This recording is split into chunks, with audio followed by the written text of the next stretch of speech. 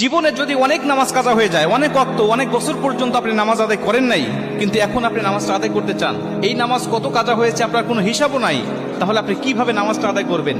এই বিষয়টা নিয়ে আমি আপনাদেরকে ক্লিয়ার করতে চাই। অনেকেই প্রশ্ন করে, হুজুর আমার শরীয়তের হুকুম যখন আমার উপরে জারি হয়েছে তখন থেকে আমি 2 বছর 5 বছর 7 বছর আমি নামাজ আদায় করি নাই, কিন্তু আলহামদুলিল্লাহ এখন আল্লাহ পাক আমাকে কবুল করেছে, এখন আমি নামাজটা আদায় করি, এবং অতীত জীবনে নামাজ কাজা করার কারণে আমার ভিতরে অনুশোচনা আসছে, হুজুর নামাজগুলো আমি আদায় করতে চাই, কেমনে করে নামাজ আদায় করব? শুধু তওবা করলেই হয়ে যাবে নাকি আমাকে সেই নামাজগুলোকে হিসাব করে করে আমাকে পড়তে হবে? অনেকেই বলে, হুজুর হিসাব করা তো সম্ভব নয়, তাহলে কিভাবে নামাজটা আদায় করব? কারণ অল্প যদি ওয়াক্ত নামাজ কাজা হয়, যেমন আজকে আপনি 2 ওয়াক্ত নামাজ কাজা করেছেন,